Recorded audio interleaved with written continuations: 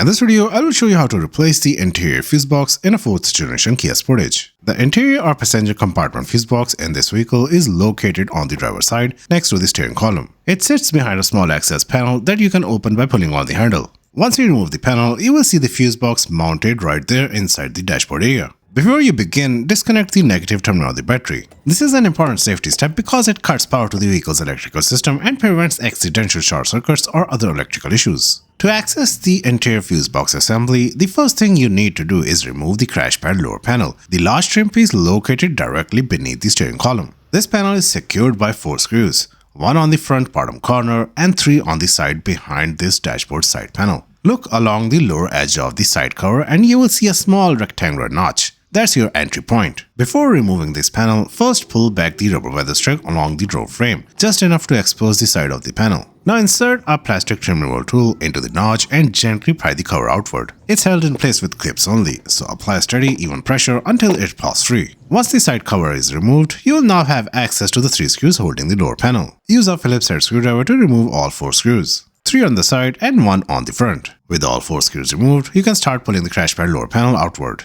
Work slowly and carefully. There are several plastic clips holding it in place, and you will feel them releasing one by one as you move around the edges. If any clip feels stuck, don't yank on the panel. Instead, gently work your way around the seam to avoid cracking the trim or breaking the mounting tabs. On the bottom right corner, the panel is locked into the side trim near the door frame. Pull the weather strip back in that area and separate the 2 pieces by unclipping them carefully.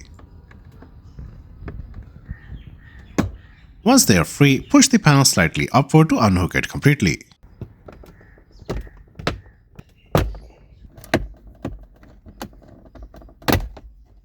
Before you take the panel out, remember that the OBD diagnostic port is mounted on the back side. Remove the 2 screws on the OBD port and then slide it out of its holder. Now the panel is completely free and you can safely take it out. With the crash pad lower panel removed, you now have clear access to the interior fuse box area. You will see the fuse box mounted directly in front of you and connected to several wiring harnesses. The fuse box is secured with one 10mm bolt on the side and 2 10mm nuts on the top. These are what hold the fuse box firmly in place against the dashboard frame. But first, we will have to disconnect the wiring harnesses at the front. These connectors have a locking mechanism for safety. First, press and pull the tab on the top to release the lock. Once unlocked, gently pull the connector straight out. Be careful not to pull on the wires, only pull on the connector body.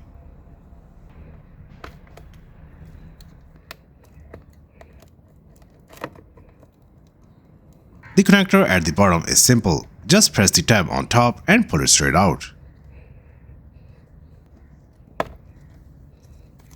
With all connectors disconnected, the fuse box is ready to be removed. Using a 10mm socket wrench, loosen and remove the bolt on the side.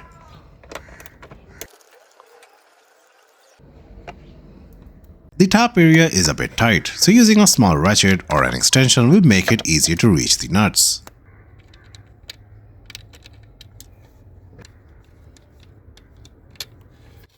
After removing the bolt and the nuts, the fuse box is only hanging by the studs at the top. Carefully pull the fuse box outward to slide it off the studs.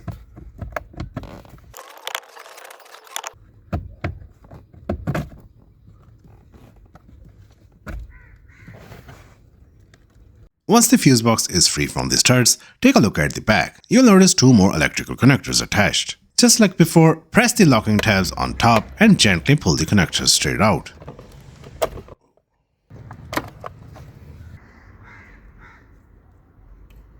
At the back of the fuse box, you will also notice a wiring harness clipped in place. To remove it, use a pair of needle nose pliers to release the clip and slide the harness free. There is another clip securing a wiring harness at the bottom of the fuse box. Use your needle nose pliers to carefully release this clip as well. With all the connectors disconnected and clips released, you can safely remove the fuse box from the dashboard. Here is a close-up of the fuse box.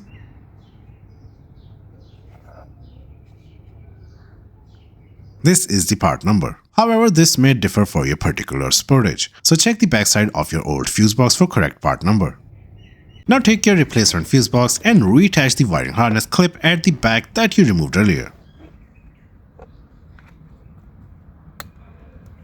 Next, reconnect the 2 electrical connectors at the back of the fuse box. Press each connector straight onto its terminal and make sure it is properly locked in place.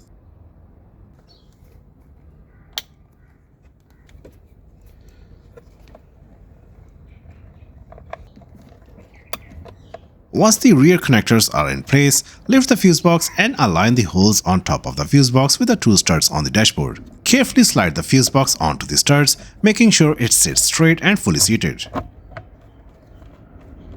Take the two nuts that you removed earlier and thread them in by hand.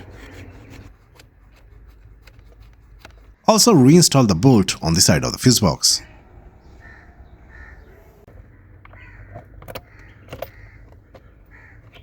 Then use a 10mm socket wrench to tighten the nuts and bolt.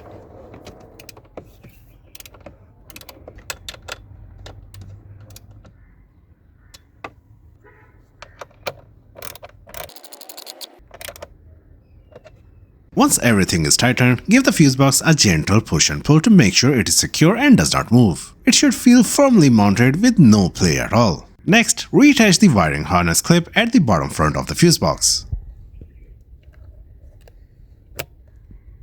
Now you can reconnect all the electrical connectors on the front of the fuse box. Take the standard horizontal connector and slide it into its slot at the bottom. Make sure it clicks into place. Next, reconnect the three vertical connectors. Start by sliding each connector straight into its slot. Make sure it is fully seated. Once it's in all the way, press the locking tab inward until it clicks into place. Repeat this for all three vertical connectors, ensuring each one is locked and secure. Each connector is designed to fit only into its own slot, so you do not have to worry about mixing them up.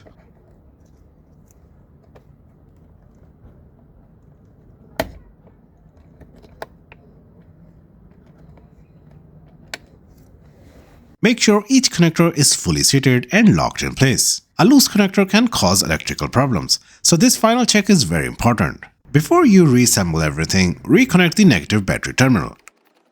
Then start the engine.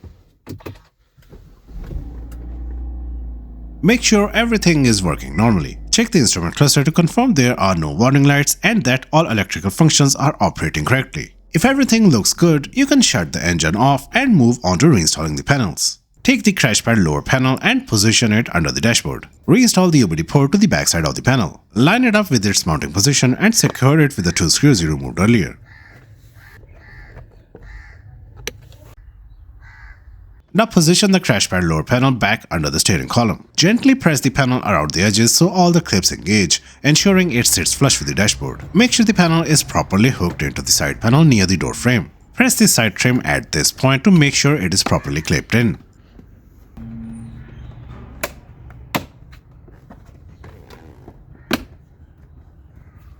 Next, reinstall all 4 screws, 3 on the side and 1 on the front. When the lower panel is secured, reinstall the side cover.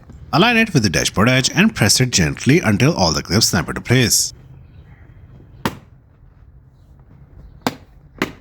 Once the side cover is fully secured, press the rubber seal back over the edge of the door frame.